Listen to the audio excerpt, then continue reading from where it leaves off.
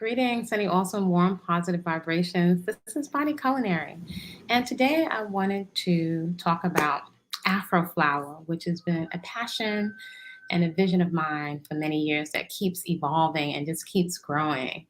So I want to talk about what is AfroFlowah and what is the AfroFlowah aesthetic and why it is important. And it may or may not relate to you as a woman of Afro descent, wherever you are from the diaspora, whether you're an Afro person. This is an Afro, for those of you who may not know. This kinky, cottony textured hair, it's Afro hair, right? It's a very specific type of hair that has been divinely assigned to certain folks, right? So, and every folks group of people on the planet has their beauty marks or their marks of distinction. It's actually called what is it called? A pattern of distinction. It's a marker in nature that we have. So I'm all about embracing that.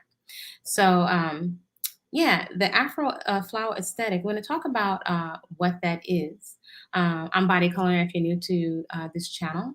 On this channel, I share some of my journey of radical self-acceptance, really embracing and celebrating the features that I have been divinely assigned. They have been assigned to me in my body temple while I'm out here on the planet. So health is very, very important to me, as well as feeling intuitively I deserve and we deserve to feel very comfortable, extremely comfortable and at home and relaxed and appreciate it in our own hair and skin. So likely that is going to have to come from you first.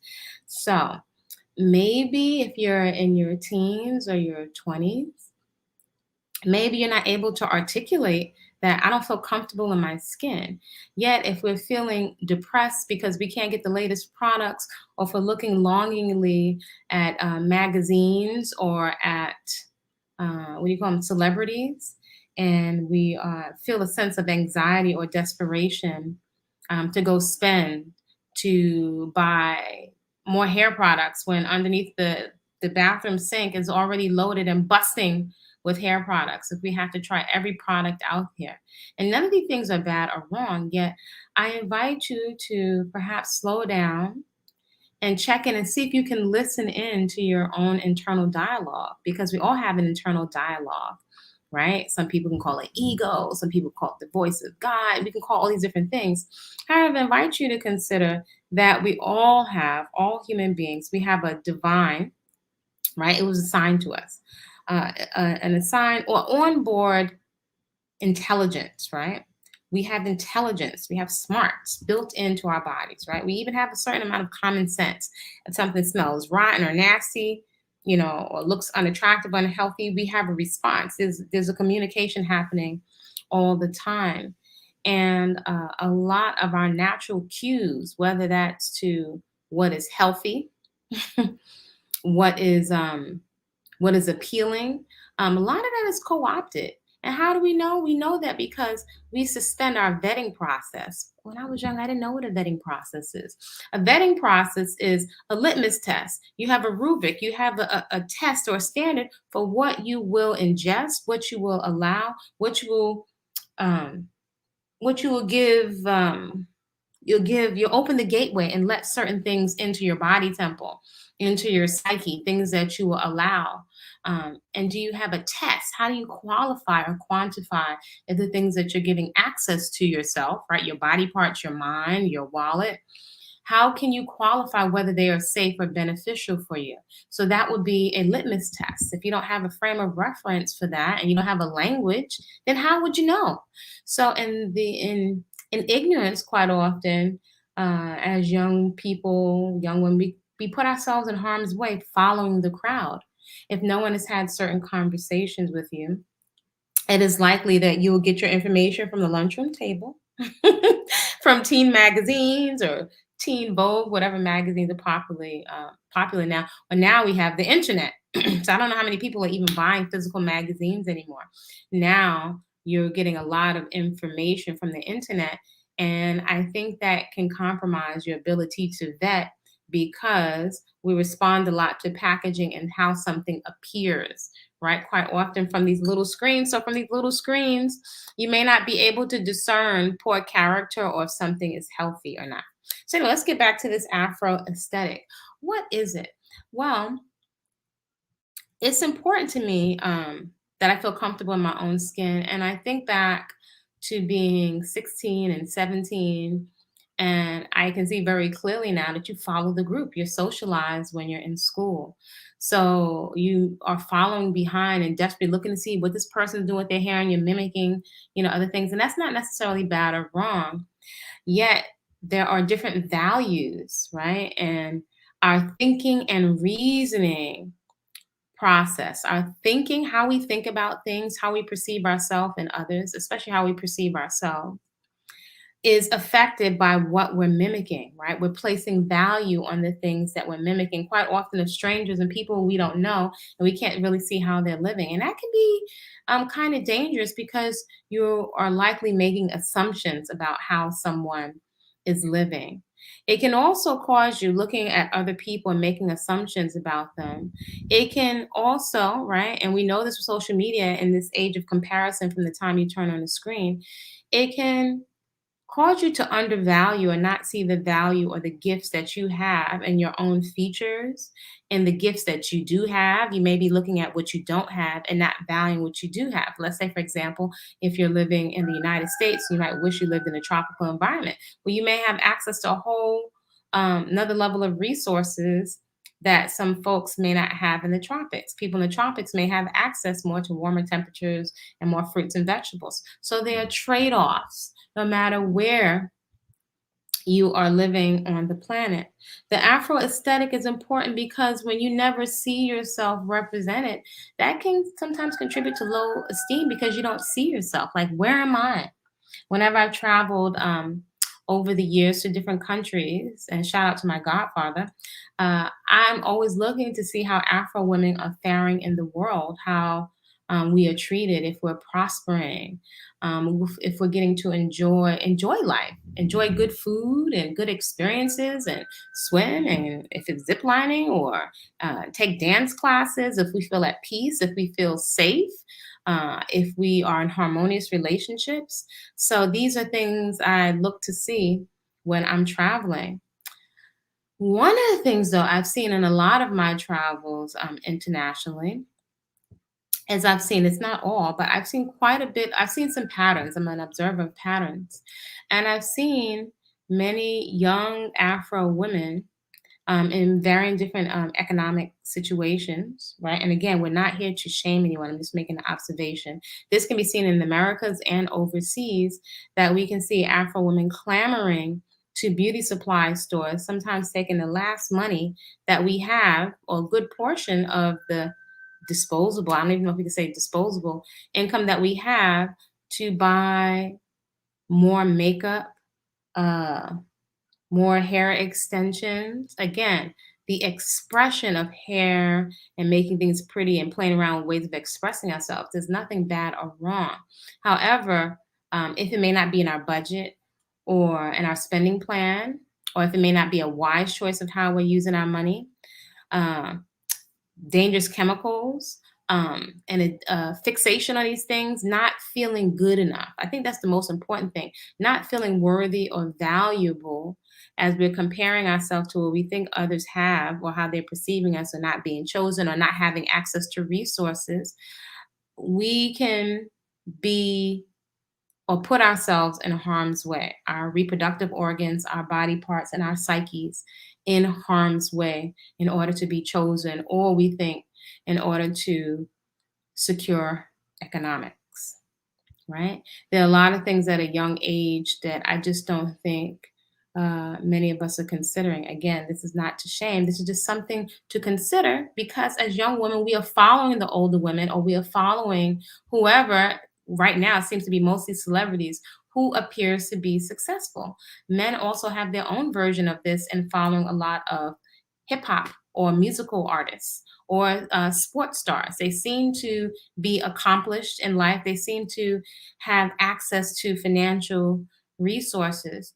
So, and making lots of assumptions and not thinking long term, and without a frame of reference and a frame of wisdom, not merely information, but wisdom, we will likely make a lot of poor choices that will dramatically alter our lives. Let's say, for example, you enter into the prison system through making uninformed or poor choices or choices and ignoring certain things. It can affect your ability for work or for school for a lifetime, your ability to vote, if that's something you should choose to do. There may be lots of negative things that you're exposed to there. Women or young girls exposing our body temples and our psyches to different so-called intimate appetites, intimate relation body appetites, and people's sexual appetites is a lot that young women are not considering in terms of emotional and mental health. And I get it. This it comes from a space of desperation. So, what can we do? Do I have all the answers? No. No, I don't. Let me say that. But what I can say, and this even gives me chills as I say it, the several lifestyle practices that you have access to, they are leverage. They will support you. They will strengthen you. They will give you focus. They are major investments in your longevity and your health and your safety. And I mention them all the time on this channel. Peaceful consumption, food that loves you back, your movement therapy, so that you are fit and you can perform and you're healthy to keep yourself safe and fit. Your arteries not being exposed or lessening the chance that you'll get diabetes or heart disease, because we're sick, that already compromises us out of the gate. And then peaceful consumption, your movement practice, and garden therapy, right? So that is all included in the AfroFlowah aesthetic. It is embracing the texture that you have. If that is a wavy texture, a cottony texture, if you have finer hair, it's the ability to embrace all the creativity and the styles that we can come up with. Most of the styles that I have tried or most of the tutorials never came out the way that they looked. And it took me a while, just as I now studied more on fashion, that there's actually a reason why they didn't look great on me, because my hair is not densely populated with follicles. And because the texture of my hair, right, wasn't the same texture. So this texture hasn't been represented a certain kind of way. So there's a lot more representation on YouTube and natural hair, which is fantastic. I'm so grateful for other women allowing me into their kitchen, into their bathroom spaces to see how they're coming up with these great styles. Yet being carefree and relaxed, that is a big part of the AfroFlowah aesthetic. It doesn't mean we don't luxuriate or that we don't care for ourselves. Now, that's quite the opposite. So, grooming, hygiene with shea butter, olive oil, cold pressed coconut oils. The top number one hygiene is what we are ingesting. Some people may not consider that eating lots of candies, and if this doesn't resonate, please leave it right here. Lots of sugar, lots of yeast, lots of bread, lots of animal flesh, lots of fried foods. We may not consider that as poor hygiene. Yet, at a cellular level, it's not youthening. It is very clogging. It is not energizing. It may be a bit of carbohydrates, okay, but in terms of good quality fuel, high octane fuel that the cells can recognize. If we just take a look around, maybe if we grab our own gut, or if we look around at our families, looking around at our communities, if we look around at our numbers, the type of food that we're eating, the results speak for themselves. So again, only you can determine what that is in your quiet moments by yourself. It's not about a shaming ourselves or shaming other people, because that's ineffective and that can lead you to medicating yourself with food in order to make yourself feel better. And as a personal trainer and as a nutrition consultant, also as a professional chef, a large part of my practice and my research over several decades has been the fascination with self-sabotage, right? I wanted to understand how the women in my family went from being so slim and fine in their poodle skirts to technically eating ourselves to the point of deformity, where now our bodies have become misshapen. We have to rely on needles. We can't travel at a certain age now because we're so dependent on medications. We become less mobile. So I know there's a saying that black doesn't crack, yet I've observed we do crack from the inside. right? Without, if we look at our numbers. So, as well as the body positivity, because we have to love or and appreciate the body temple that we have and its ability to respond to movement and quality food and food that is in alignment with health. That is not a diet, right? And one of the things that we do in our Sunday coaching is we break down all of these different labels to find out how much gas does my car actually need. If my car needs 20 gallons of gas, that's not 24 and that's not 19. Right? That is not a diet. So there's so much information and misinformation that it can be very, very confusing. Yet relaxation is key. Relaxation is key. In the garden, actually, if people only knew how much common sense kicks in the relaxation of the garden as you're able to observe patterns in the garden, I'm telling you, there's certain things, these lifestyle practices will serve you when people leave you. They'll serve you for a lifetime. They've served me and they're still serving me. So the representation with this hair, right? We're the only one with this unique genetic DNA marker. um, it responds to certain things. We can be very creative with it. We don't have to have any pain. We don't even need any oil. We don't need even, technically, I don't know if we really even need shampoo, but I am making my own soap because I really like making my own things. And there's so much that you can use from the garden. And this is not about being cheap. This is about applying quality foods and substances, anything you're ingesting into your skin. By the way, if you can't eat it, technically, we don't really want to put it on our skin. So anything that you're putting on your skin that's going into your cells, we don't want it to be toxic and to be cancerous. We definitely don't want that stuff going into the skin of our children.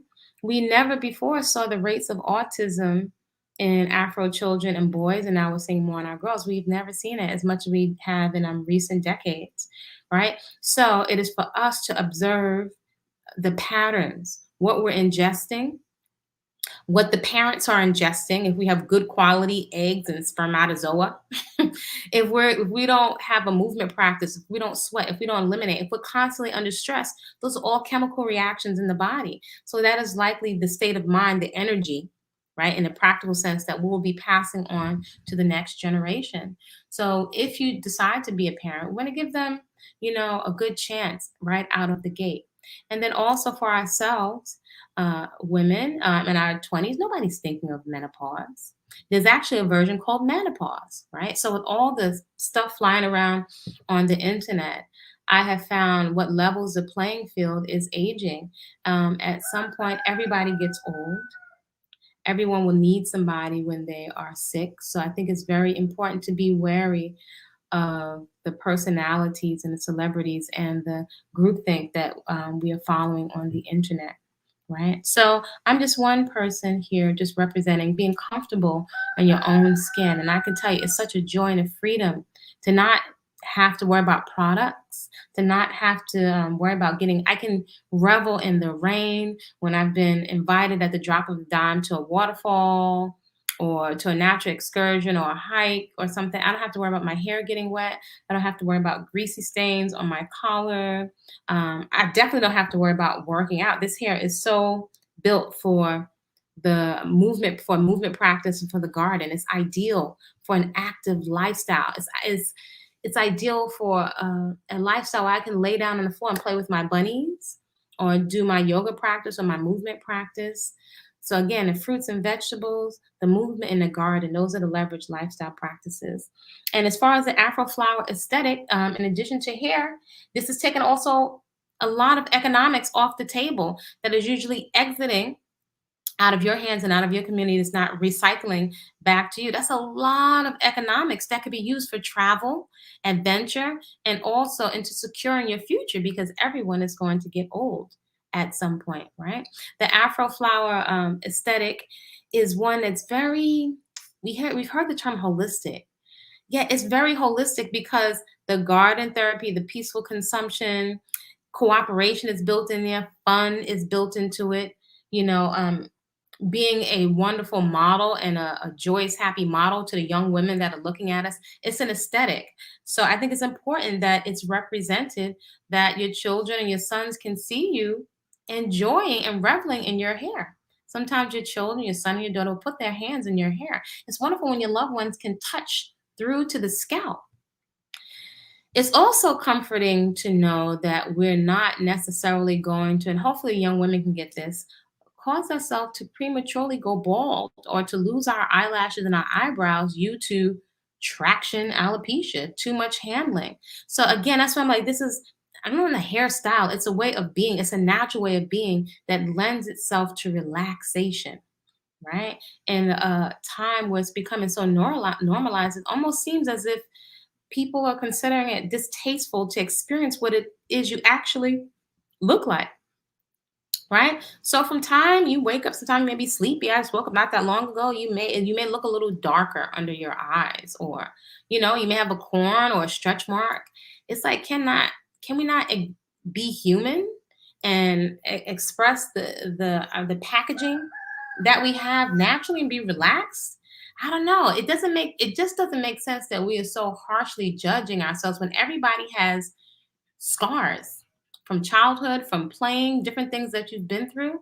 So again, that's why I say, traditionally, the scars or the wisdom that you accrue with life knowledge, that was celebrated. That was celebrated. And I don't. It feels that we're doing ourselves a disservice. It's almost like a setup to not really enjoy yourself as you're aging. But I don't think we want to look. Again, it's just one person's perspective.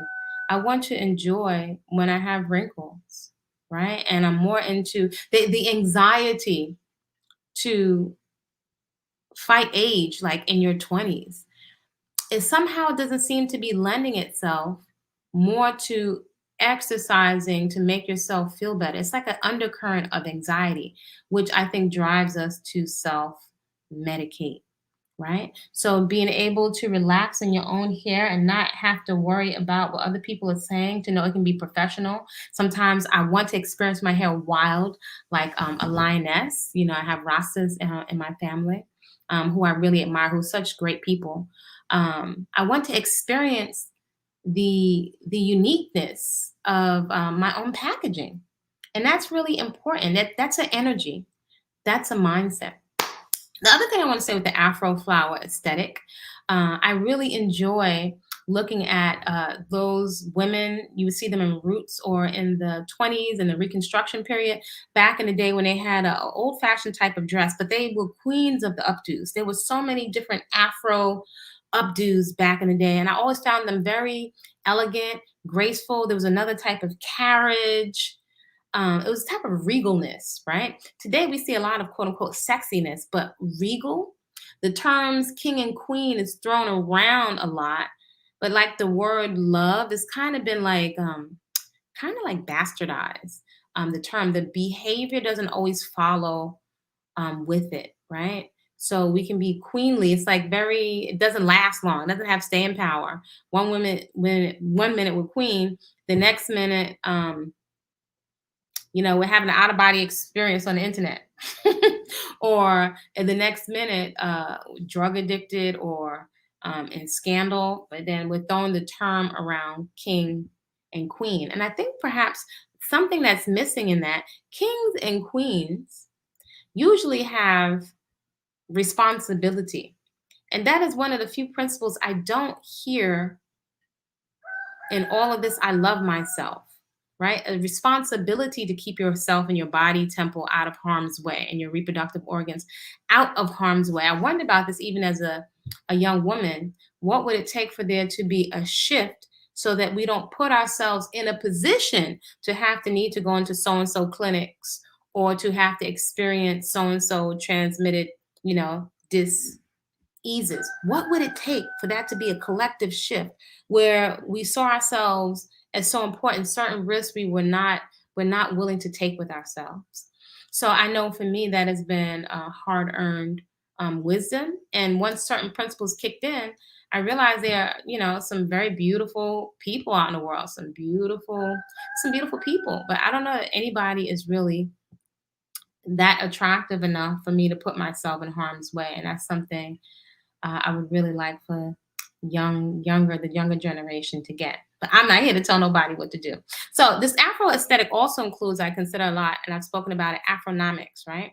So that young women, or more senior women, are not stressing ourselves out and spending, not really looking at long term at our income and how we're able to multiply the income that we do have. Because a lot of times our young people are breaking the bank on $100, $200 jeans.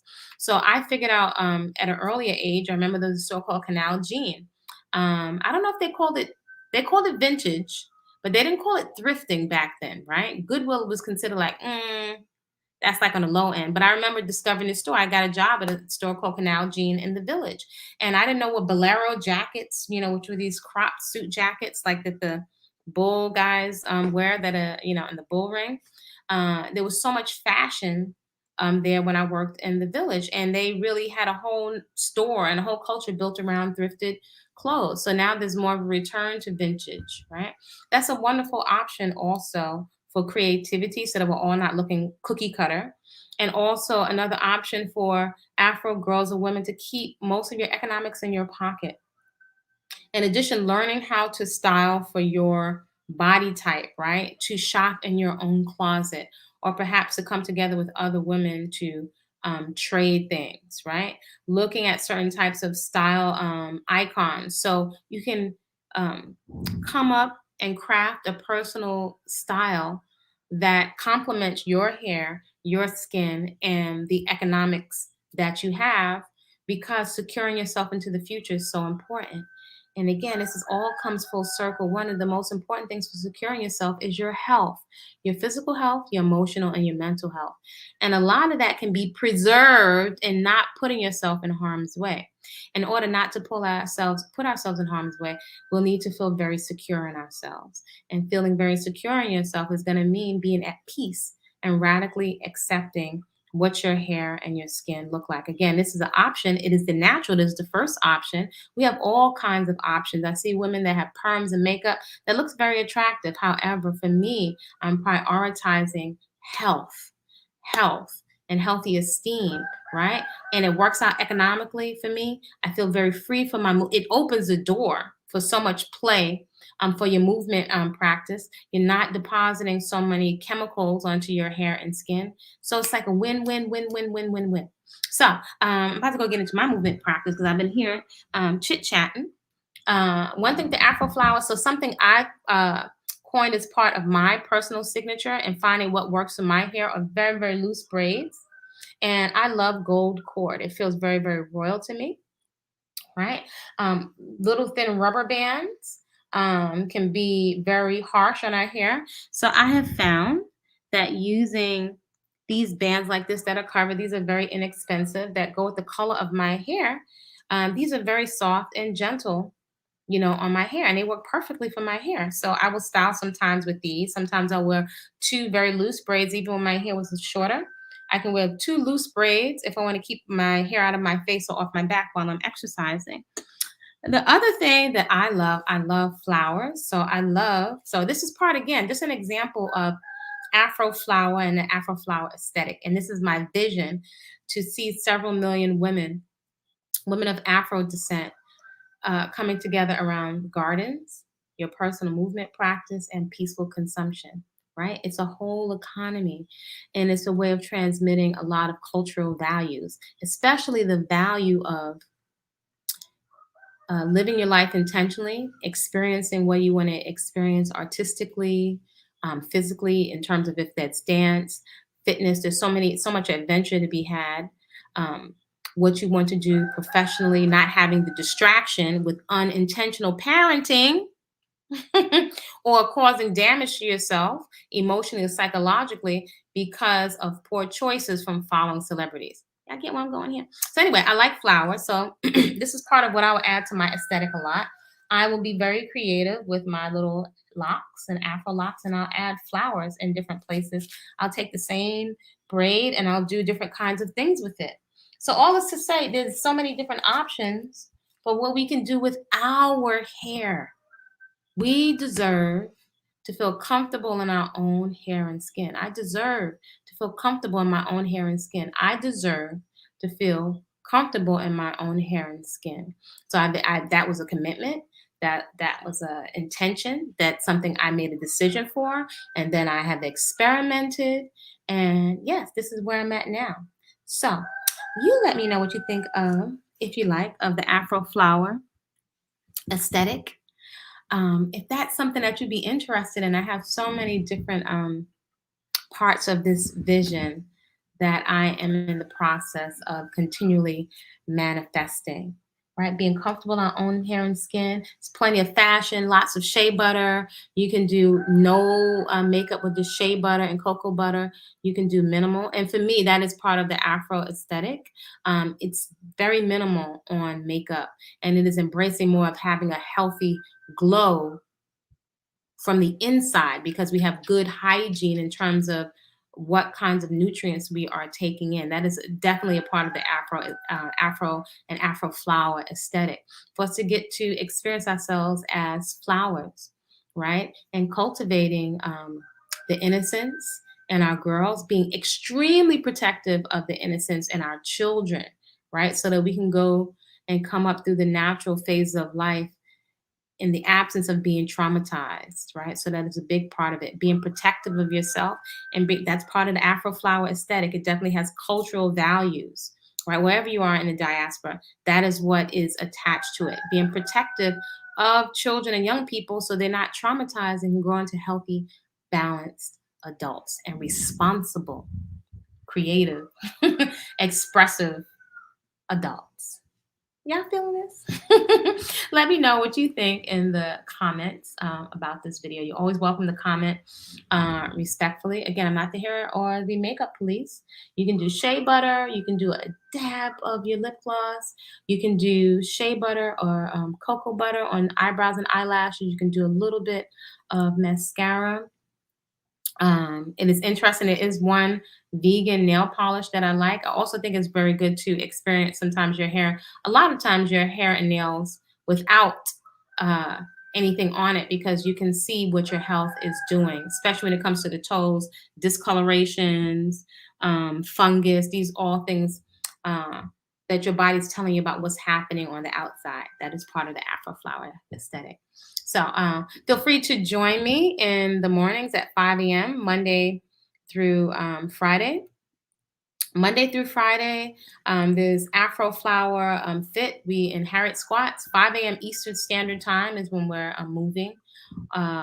So all you need is a towel to fill out the application. So if you're taking any kind of medications or if you have any kind of injuries, there's a large coaching component to it. So ladies, you can get fit right from your own little apartment with just your body weight, right? And a lot of corrective exercise and coaching is happening there, so you can feel confident, right, to progress. Also check out Whole Living Foods in the Hood with menus to fit your budget. If you want to shorten your learning curve and really get clear, right, get your mind right so you can get the behind tight. If you want to get clear, right, about your big whys, I'll share with you my why and what helped me get clear, so I'm not on a whole stroll with junk food anymore. That's amazing to me, right? And eating natural food is a lifestyle. It's not a diet. In this little corner of the internet, natural bodies, they matter. Yours matters, right? It matters. Your natural body matters. That your breasts are tumor-free and cancer-free. That's the most important thing. So we want to cultivate and be very protective of our health. That glow is coming from the inside, from internal hygiene, from sleep. If you're over anxious, it's going to mess with your sleep. If you're not moving, if you're not eating food that not just it's a part of your mouth that your cells can recognize. So I hope this is helpful to you folks. You can find me Kwasa with a K, peaceful like full belly eating, on TikTok. Body-Culinary on Instagram, and feel free to give me a shout if you're interested in any kind of coaching or raw vegan. The Goddess Cakes workshop, that's available on body-culinary.com. Create a great day on purpose just because you said so. Oh my gosh, child, I'm sitting here talking. Let me show you my outfit of the day, because I think I will start showing. So this is vintage, which I love. It's a terry cloth bodysuit. And not for nothing, my body parts are natural and I embrace them. So, I don't think we ever needed it. And my cruelty-free shoes aren't these cute? These are all vegan. And they were not very expensive at all. So, It's wonderful to eat healthy because then you don't have to buy bigger clothing sizes. And also in Flower Fit, we're going to be talking more about whatever your size, your shape is, if it's an apple or a pear, dressing for your body shape. That can save you a lot of money so you don't feel like you have to constantly spend more money on clothes because you don't like the way your clothes are fitting. There are ways to select your clothes so they fit you, right? So we want to be comfortable in our skin. Create a great day, and I will see you soon.